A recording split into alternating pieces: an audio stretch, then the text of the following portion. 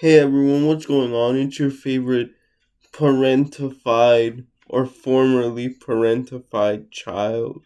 And today I want to talk about the fact that as you can see in the title, I'm a recovering doormat. And before I go any further, I'd like to just really give a quick shout out to a few of my friends that have really helped me work through this. First one is Armando and our many conversations on Adlerian psychology. Second one is Jordan, the unlikely toad. Third one is Juan from Bajo la Luna podcast, which I went on like almost 3 years ago now. Yeah, I mean, thank you to you all for, really just kind of being there to talk, helping me work through this and stuff like that. And, yeah, guys, it's true. I was a doormat, basically. I let people walk all over me. I struggle with setting boundaries with people. I I mean, I do try to be kind. You all know that. You all know that I try to follow the golden rule, um love your neighbor as yourself and all of that stuff. But it often comes at the cost of my very being, or like or at least they used to before I started putting these other practices in place. That's why I put recovering doormat. I don't want to put former yet because I don't know if I'm at the level yet. I still struggle with it a little bit, but yeah, and for me personally, because even though all doormats kind of share a similar personality slash background, usually it comes from being disabled. And when you're disabled, you're kind of taught that you should do whatever you can to make other people comfortable, not because it's the right thing to do or accommodate people, but because you're a burden and you need to do everything you can to not be a burden. um Now, guys, I'm a person that's for self improvement. I'm a person that's for being kind to people and stuff like that. Undoubtedly, there's no doubt about that. But I mean, I do feel that for disabled people or people pleasers especially, it comes from a place of like, please accept me if I just do one more thing for this person, then they'll finally see how worthy I am. And honestly, guys, like, that's clearly just not healthy. Um, and, you know, I. I used to think like that. And also, if you really think about it, it's kind of narcissistic. Um, in in a lot of ways, because again, you're not really doing it because you want to. Like, you're doing it with the expectations of, like, okay, I'm gonna get this from them. It's not really even reciprocal at that point. It's kind of transactional and based only on external validation rather than it coming from you really wanting to do that. I feel like for me it was kind of both, because again, I've genuinely always been or tried to be kind because of my condition. Also, I know how hard it is for a lot of people, but I would be lying if I said that, especially when I was younger, I dealt with a lot of resentment that came from that. And instead of being able to just say, like, hey man, this is how much I can do for you, and this is what like you need to do um clearly and stuff like that, communicating what my boundaries or needs were, or if I needed to set one. I just didn't really. Again, I was like, maybe this time finally they'll, you know, not disrespect me. And then there was also the fact that, man, like for for a lot of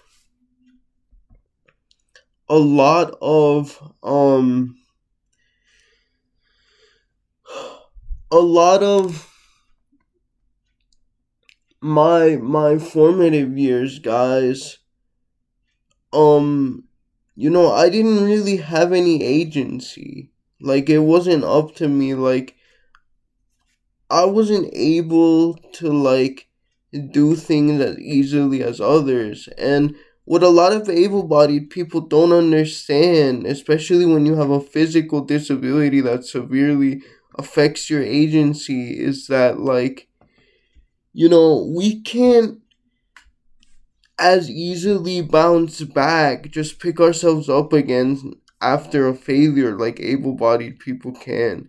There may be changes in the caregiving situation, um or the family situation, which require you to be kind of like people pleasing and doing everything you can to make others comfortable. That's a real thing. I'm i'm not excusing myself in my behavior and the like sort of narcissistic core to it, but that's really kind of where it comes from. And I was always the one in my family who like was there to give people advice or to try to convince people of things. So I kind of had to be that way. All of this is an explanation, not an excuse. Um and you know, it took a while for me, like I said, as many of you have seen on this channel, especially if you've been subscribed for uh, a long time, maybe near the start of this channel. You'll know that, like, I kind of had to start unpacking my low self-esteem, which was another contributing factor to why I acted this way, and like to really it's not that I didn't live my values beforehand. I did. Um, but rather that I think I expected too much out of people or didn't clearly communicate it to them. And combine that with, like, again, an inferiority complex that just wanted to kind of fit in. It led to, I think, people viewing a lot of my actions as kind of annoying or kind of inauthentic. And, once I started to really, have a solid commitment and belief in myself that I could really execute my values in the world, and bring about my values in the world by doing things as much as I could with boundaries, with letting people know what I needed. Um, that, all of that resentment, all of that, like, anger went away. Um, because I knew deep down then I was doing it for me. Now, I will say this, and I know the few psychologists and therapists and social workers in my audience are gonna get mad at me for saying this, but I do think that the term codependency is kind of overused, especially in, like, the United States and stuff, in Anglo societies, because the thing is, those societies are so individualistic that forgiving someone, even of a grave wrong, is considered quote unquote codependent. Um, you know, and, like, I'm sorry, but if you believe in community, and if you believe that the current transactional, sort of hyper capitalist, hyper individualistic society that we live in, um needs needs to change. You can't be doing that therapy speak stuff. Now, are there genuine times when people are codependent? Yes, of course, right? And it becomes very toxic, and there's a Bruce going on, and there's manipulation. But, what happened to space for improvement and forgiveness and reconciliation? I understand not everything can be reconciled, but again, as a disabled person, I know for a fact that some of my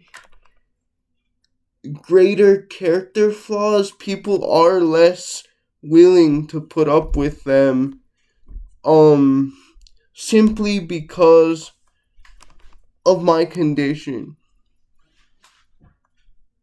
That doesn't mean I expect people to have no boundaries with me and let me do whatever the heck I want and stuff. Of course not. What that means is that, you know, I, and I do this with myself too, I, like, check in on myself. Like, am I mad at this person more than I would be for other people, considering the circumstances of what they've been through and stuff like that? Or am I mad simply because, and would I react the same way if a normal person did this, right? Because let's be honest, we all have our biases, and we need to train ourselves to be like, hey, I don't think I'm treating this person fairly given the context of their existence. Um, and yeah, I think that's fair.